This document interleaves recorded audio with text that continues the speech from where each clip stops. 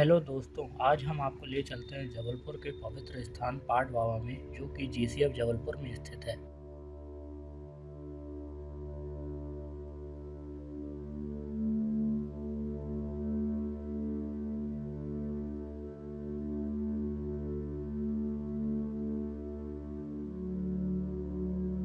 19वीं शताब्दी के अंत में दूसरी औद्योगिक क्रांति ने बड़े पैमाने पर उत्पादन की अवधारणा शुरू की थी।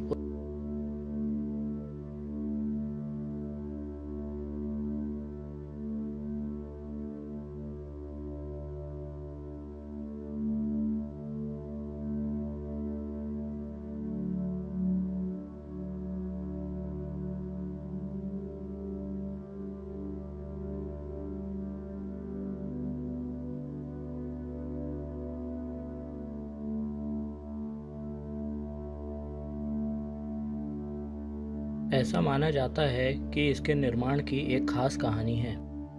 उस समय लॉर्ड कर्जन ब्रिटिश भारत के गवर्नर जनरल थे। ब्रिटिश प्रशासन के तहत 1903 ईस्वी में एक ब्रिटिश सेना अधिकारी लेफ्टिनेंट कर्नल स्टैनली स्मिथ को जबलपुर में एक बंदूकों और कैरेज फैक्ट्री स्थापित करने का आदेश दिए गए थे।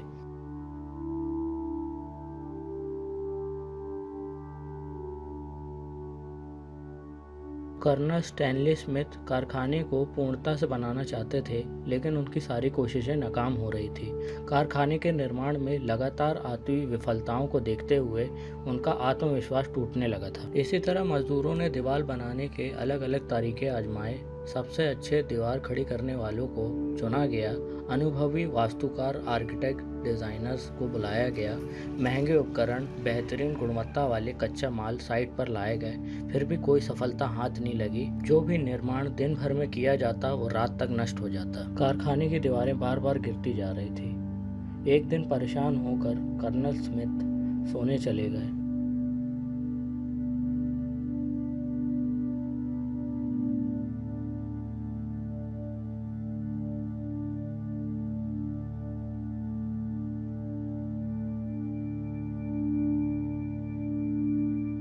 फिर गहरी नींद में उन्हें एक सपना दिखा कि भगवान हनुमान जी का एक प्राचीन मूर्ति जमीन में दफन है, जहां कारखाने का निर्माण किया जा रहा था।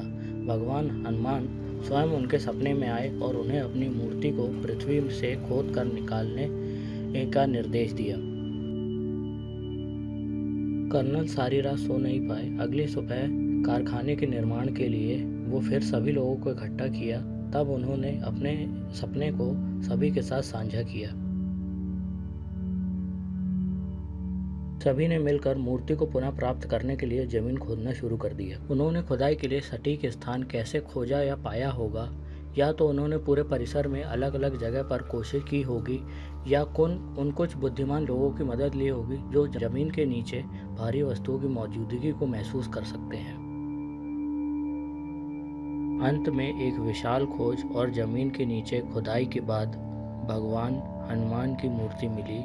उन्होंने जैसा सपने में देखा था वह हकीकत बन गया था। जब मूर्ति मिली तो कर्नल स्मिथ ने मजदूरों को आदेश दिए कि मूर्ति को सावधानी से निकालें और लाल रंग के कपड़े में बांधें। हिंदी में ऐसे कपड़े को पैट भी कहा जाता है।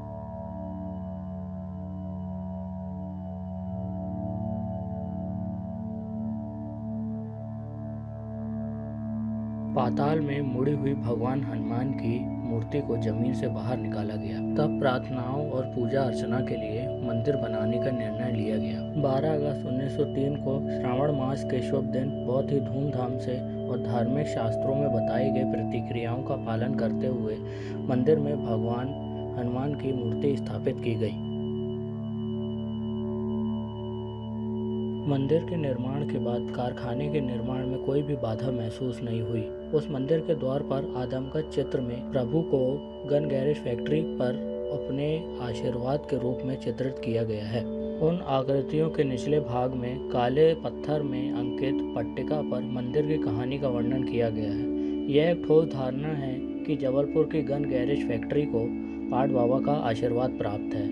मंदिर को सिद्ध पीठ के रूप में माना जाता है। पहले भगवान शिव का एक मंदिर उस स्थान पर स्थित था जहां पर हाल ही में यज्ञ हॉल का निर्माण किया गया है। बाद में श्री पटेश्वर महादेव का मंदिर मुख्य मंदिर से सटे स्थान पर स्थानांतरित कर दिया गया। निर्माण नया होने के नाते स्तंभों के चारों ओर कांच के बाड़े तय किए गए।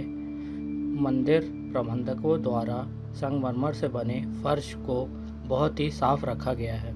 मंदिर के चारों ओर छोटे छोटे स्टील ग्रिल भी लगे हुए हैं। मैंने अपने स्थानीय सहयोगी के साथ मंदिर में प्रवेश किया।